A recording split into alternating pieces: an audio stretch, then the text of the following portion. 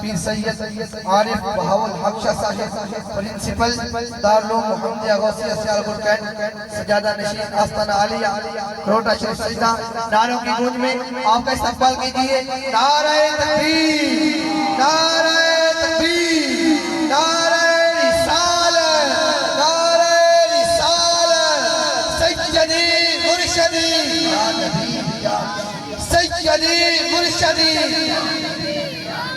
غلام ہے غلام یہ رسول میں جو ہو نہ عشق مصطفیٰ نعرہ حیدری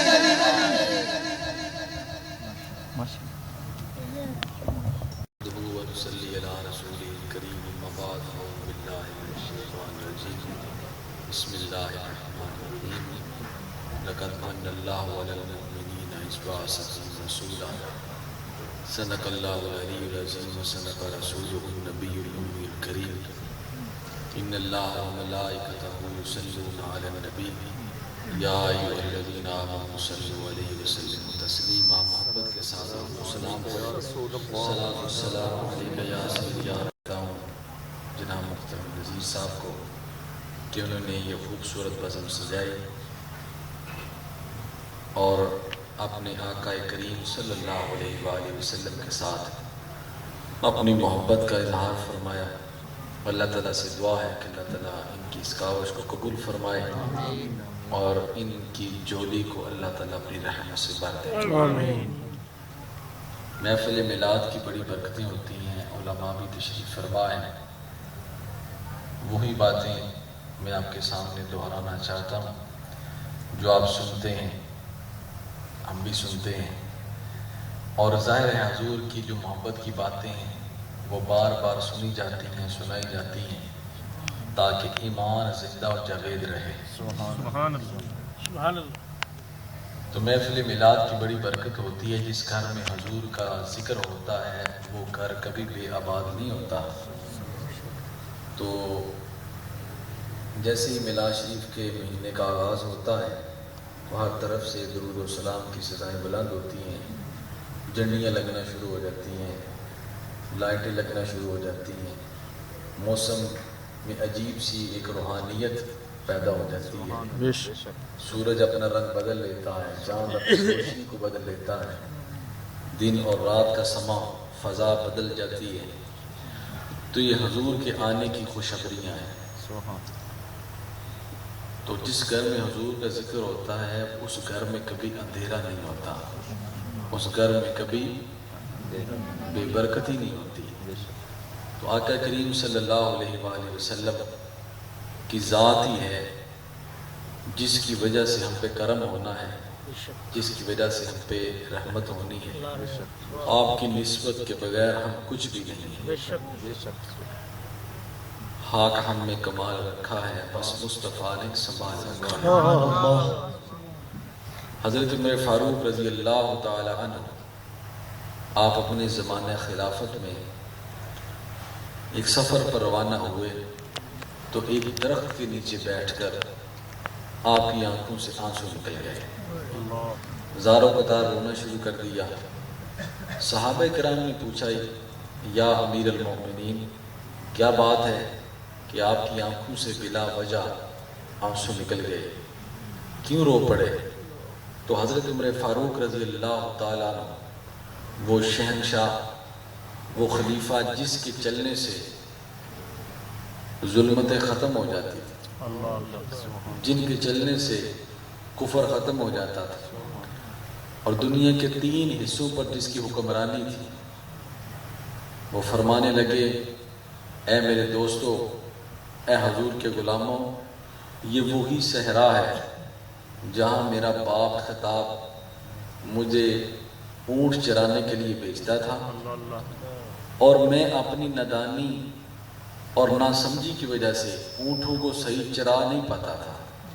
کوئی اونٹ ادھر بھاگ جاتا، کوئی اونٹ ادھر بھاگ جاتا، جب واپس جاتا تو میرا باپ خطاب مجھے مارتا، ڈانٹتا۔ لیکن آج وہ وقت ہے کہ اللہ تعالیٰ نے مجھے دنیا کے 3 حصوں پر بادشاہی عطا فرما دی۔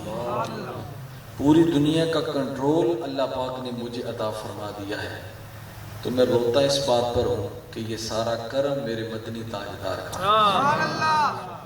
تیری نسبت نے سنوارا میرا انداز حیات، تیرا گر نہ ہوتا سگے دنیا ہوتا۔ دوستو، جو کچھ بھی ہم ہیں یا ہوں گے یا تھے، وہ سب نسبت رسول کا کمال ہے۔ اسی لیے تو اللہ رب العزت نے ارشاد فرمایا، ایمان والو، اللہ نے اپنا محبوب تمہیں عطا فرما کے تم پر بڑا احسان کیا ہے۔ تو یہ جو ہم محافل میلاد کرتے ہیں، ذکر کرتے ہیں، اذکار کرتے ہیں، نعتیں پڑھتے ہیں، بیان ہوتا ہے، اس سے حضور کے ذکر میں کوئی بلندی نہیں ہوتی، اس سے حضور کا ذکر کو بلند نہیں ہوتا، یا اس چیز کی حضور کو ضرورت ہے، نہیں۔ حضور کا مقام تو یہ ہے، وَرَفَعْنَا لَكَ ذِكْرَكَ، اے حبیب، ہم نے آپ کی خاطر آپ کے ذکر کو بلند کر دیا ہے۔ تو رب نے آپ کا ذکر تو بلند کر دیا ہے، اور جو بلند کرنے والا ہے وہ وحدہ لا شریک ہے، جس نے بلندیوں کو پیدا کیا ہے۔ اس نے آپ کو جتنا ذکر آپ کا بلند کرنا تھا وہ کر دیا ہے۔ یہ تو ذکر کر کے ہم اپنے نصیب کو سنوارتے ہیں، ہم اپنی بگڑی کو سنوارتے ہیں۔ تو حضرت عمر فاروق رضی اللہ تعالیٰ عنہ آپ نے ارشاد فرمایا، میں تو اس چیز کو یاد کر کے رو رہا ہوں کہ میں وہ عمر ہوں جس کو اونٹ بھی صحیح چلانے نہیں آتے تھے، آج اللہ تعالیٰ نے مجھ پر یہ کرم فرمایا ہے۔ ایک موقع پر حضرت عمر فاروق رضی اللہ تعالیٰ عنہ تشریف فرما تھے، تو آپ کے سامنے ایک فیصلہ آیا، آپ نے اس فیصلے کا بڑا اچھا اس کا فیصلہ کیا، اور سامعین بڑے خوش ہوئے۔ ایک مقدمہ، ایک مسئلہ آپ کے سامنے آیا، آپ نے اس کا فیصلہ کیا، سامعین بڑے خوش ہوئے اور کہنے لگے، عمر فاروق، ہم آپ کے علم پر قربان، ہم آپ کے علم کو داد دیتے ہیں۔ تو حضرت عمر فاروق رضی اللہ تعالیٰ عنہ آپ نے ارشاد فرمایا، آپ کے چہرے پر جلال آ گیا، آپ نے ارشاد فرمایا، خبردار جو کوئی میرے علم کو داد دے، یہ سارا میرے رسول کا کرم ہے۔ اگر آپ میری نسبت اللہ کے رسول کے ساتھ نہ ہوتی تو میں تو وہ بدو ہوں جس کو اونٹ بھی صحیح چلانے نہیں آتے۔ اور یہی کمال صحابہ کرام کا تھا، یہی کمال حضور کے غلاموں کا تھا کہ وہ اپنی ذات کی نفی کرتے تھے کہ ہم کچھ بھی نہیں تھے، ہمیں جو کچھ بنایا ہے وہ اللہ کے رسول نے بنایا ہے۔ بے شک، سبحان اللہ۔ تو یہ ذکر کر کے ہم اپنا نصیب سنوارتے ہیں، حضور کے ذکر کو بلند نہیں کرتے۔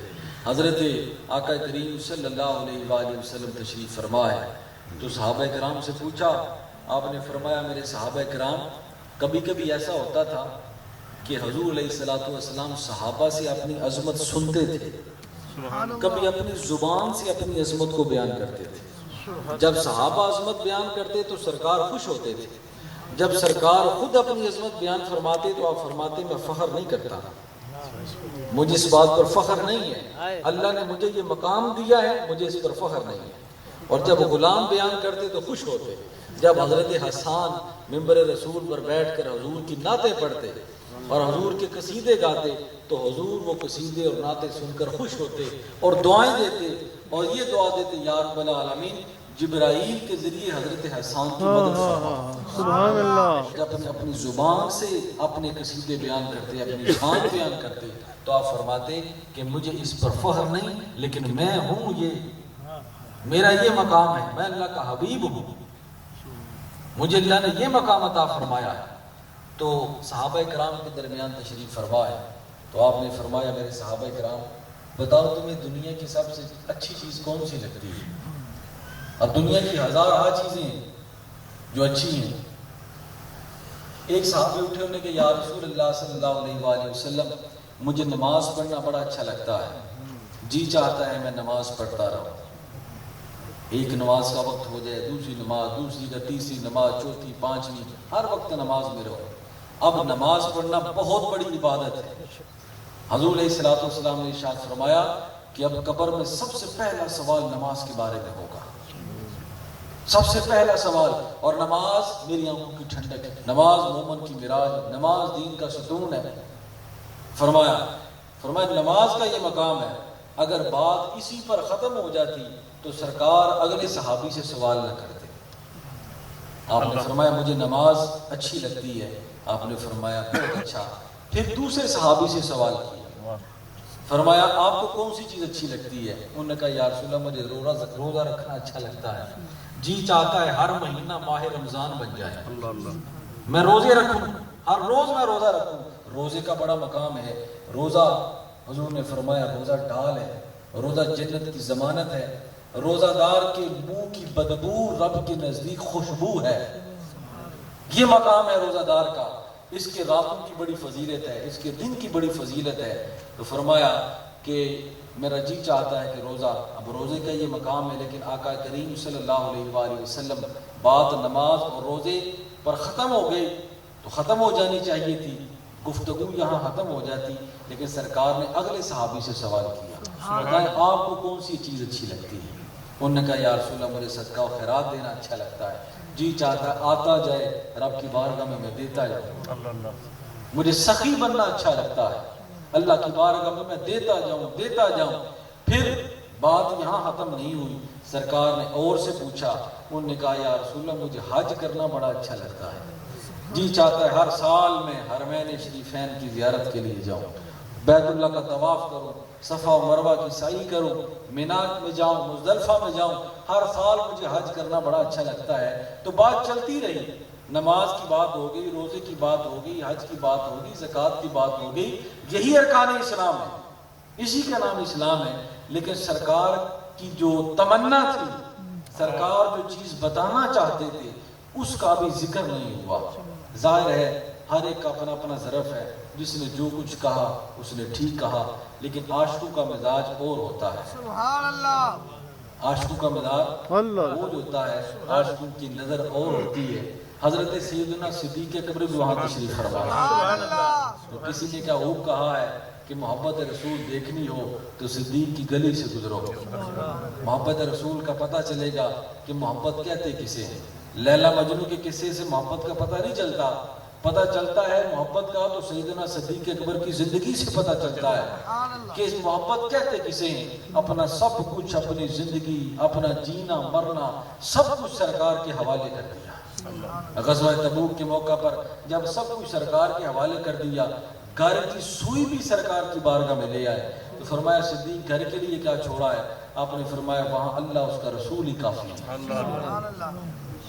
تو پھر سرکار نے بھی عجیب کرم فرمایا ہے, ایسا کرم فرمایا ہے کہ جس ہستی نے اپنا سب کچھ سرکار کے لیے رکھا, اپنی زندگی سرکار کے لیے قربان کر دی, سرکار نے بھی کرم فرمایا قیامت تک گنبد خضرا کے نیچے اپنے ساتھ لٹا دیا. سبحان اللہ, نعرہ تکبیر, نعرہ رسالت, نعرہ رسالت, نعرہ تحقیق, نعرہ حیدری. سیدنا صدیق اکبر رضی اللہ تعالی عنہ آپ بھی تشریف فرما تھے.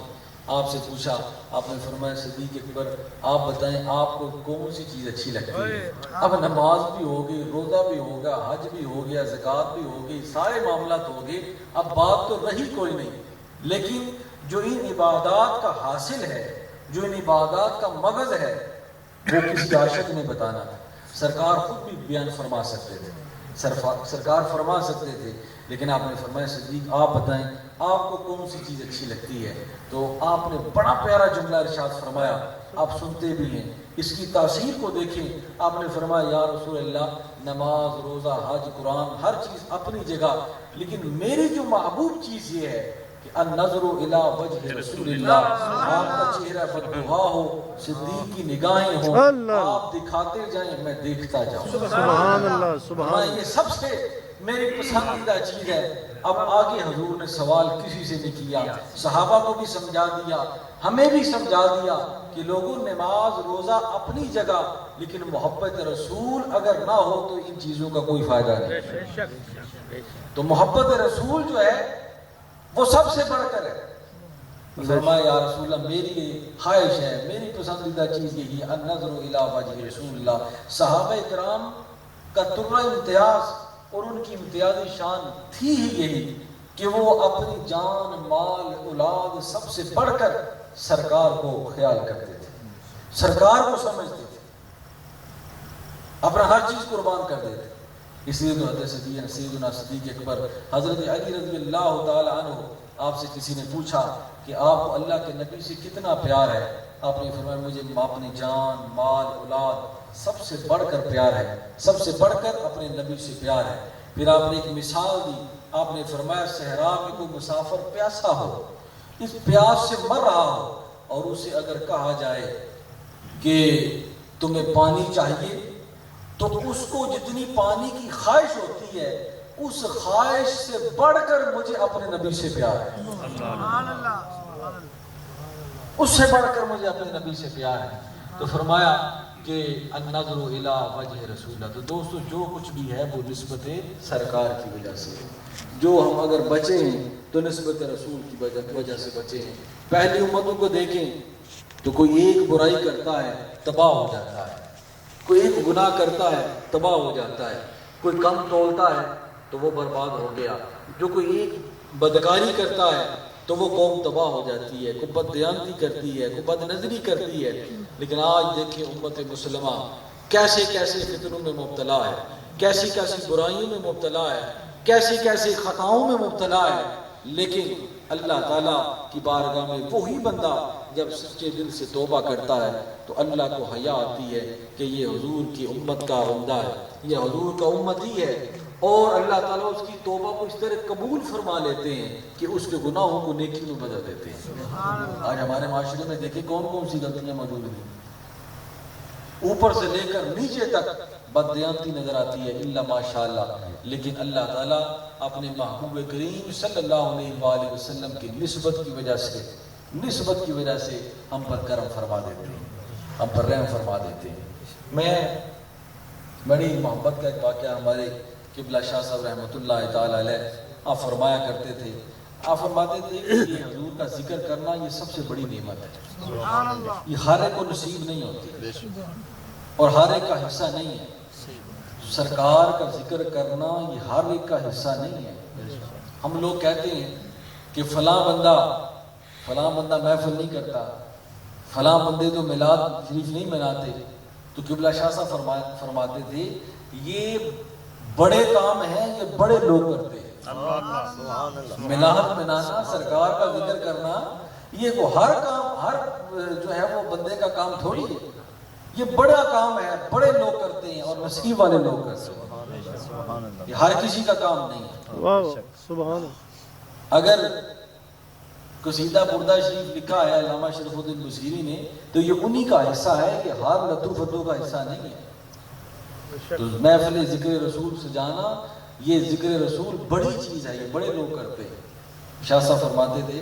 تو آپ ہمیں ایک بڑا پیارا واقعہ حکیم شریف صاحب کا سنایا کرتے تھے. اپنا مولانا ابو نور بشیر کوٹھلوی رحمۃ اللہ تعالی علیہ، ان کے والد گرامی مولانا عطا مصطفیٰ جمیل صاحب ان کے دادا جان کا واقعہ سنایا کرتے تھے کہ وہ محافل میلاد کرایا کرتے تھے، بڑی محافل سجایا کرتے تھے، 12 روزہ اور 12 روزہ محفل آج بھی وہاں 12 روزہ محافل ہوتی ہیں.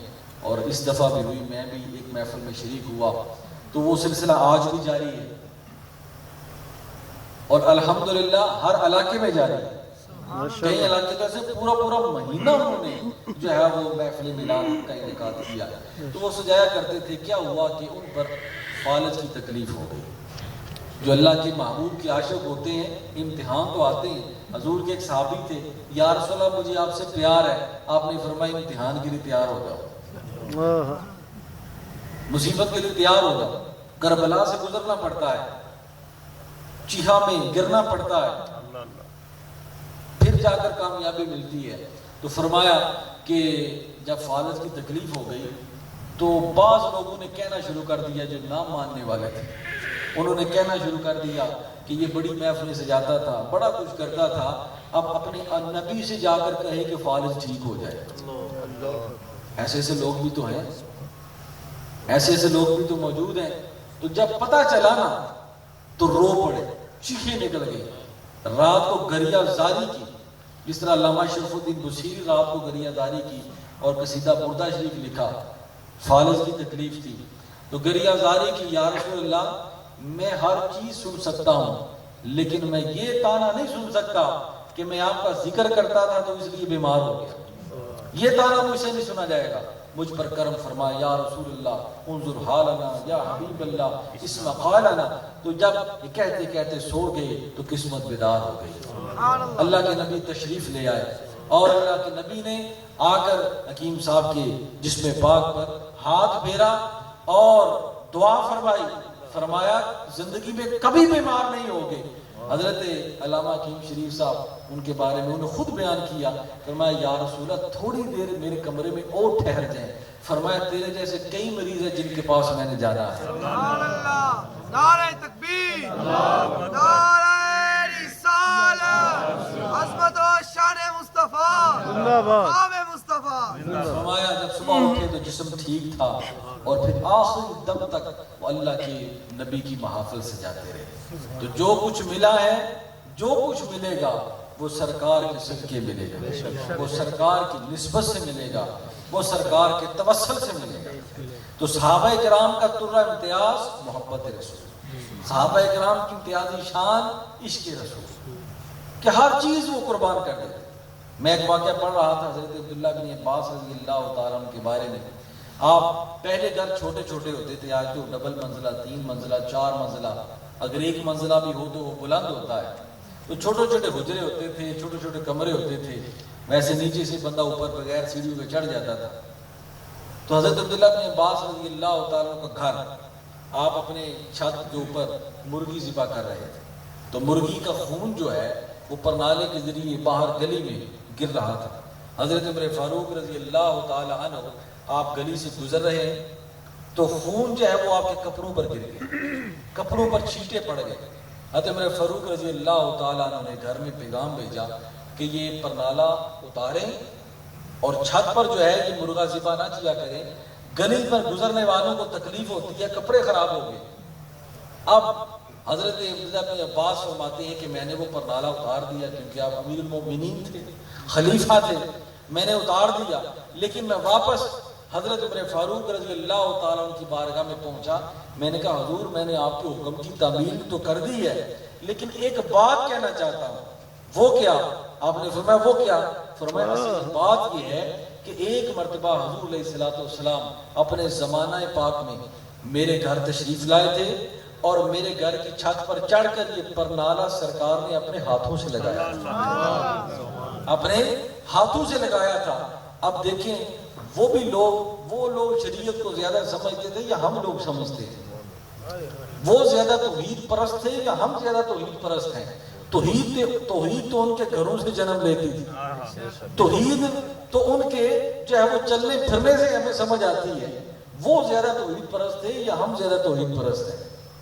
تو آپ نے کسی شرک کا فتویٰ نہیں لگایا، آپ نے کسی بدعت کا فتویٰ نہیں لگایا۔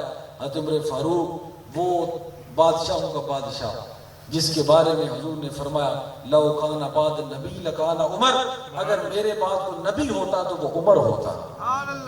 یہ آپ کی شان تھی۔ تو فرمایا حضرت عمر فاروق رضی اللہ تعالیٰ نے جب یہ بات سنی کہ پرنالے کی نسبت میرے رسول کے ساتھ ہے، پرنالے کی نسبت میرے محبوب کے ساتھ ہے، آپ نے حضرت عبداللہ بن عباس کا ہاتھ پکڑا اور فرمایا چلو جہاں لگا ہوا تھا وہاں لے چلو۔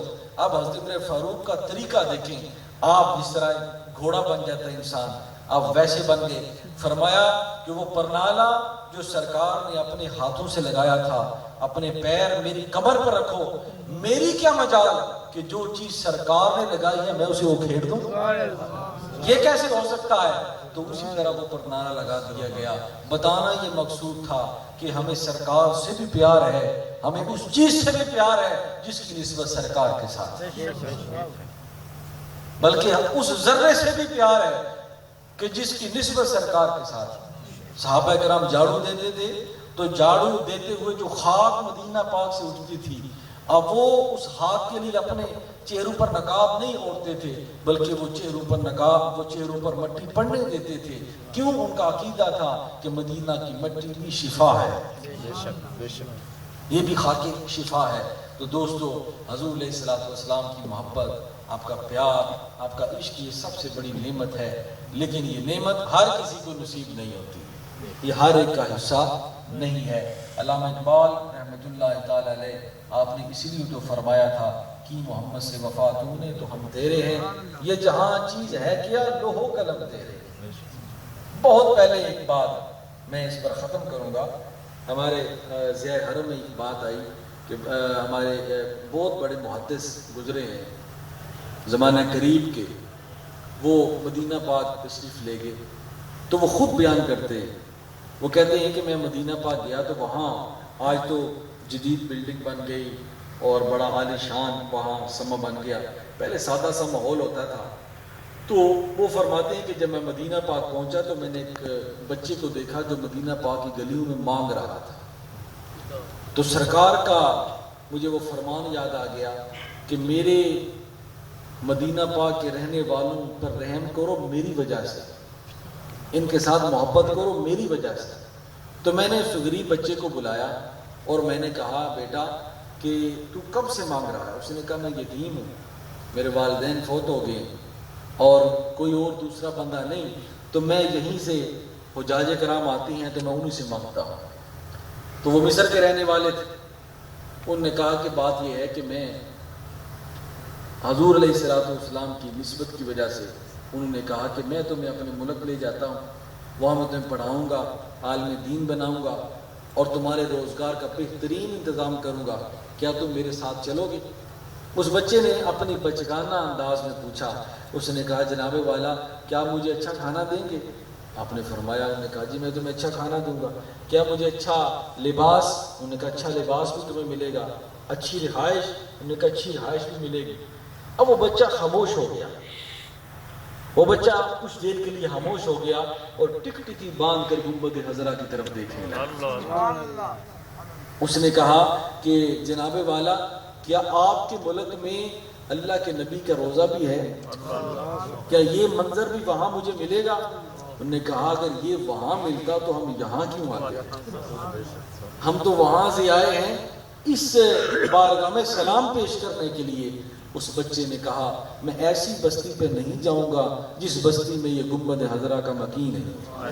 فرمایا مجھے یہاں کی دنیا کی امیری سے مدینہ کی گدائی زیادہ بہتر محسوس ہوتی ہے۔ اللہ تو کہنے کا مقصد ہے کہ سرکار کے ساتھ محبت کا یہ انداز اپنے اندر پیدا کرنے کی ضرورت ہے۔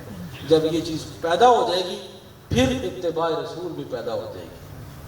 تو آقا کریم صلی اللہ علیہ وآلہ وسلم کا یہ ذکر ہوا ہے، محبت کی باتیں ہوئی ہیں، اللہ تعالیٰ اس کو اپنی بارگاہ میں قبول فرمائے، ہم سب کو بار بار پیارے حبیب صلی اللہ علیہ وآلہ وسلم کی جو ہے وہ حاضری عطا فرمائے۔ وما علینا الا البلاغ وآخر دعوانا ان الحمد للہ رب العالمین۔ میں ایک مرتبہ پھر جو ہے وہ اہل خانہ کو مبارکباد پیش کرتا ہوں، ان کے لیے دعا گو بھی ہوں کہ اللہ تعالیٰ ان پر اپنی رحمتیں فرمائے، ان کے مشکلوں کو اللہ تعالیٰ آسان فرمائے، ان کو اولاد نرینہ اور صالح عطا فرمائے۔ وما علینا الا البلاغ۔ اب سلام ہوگا، سلام فرمائے۔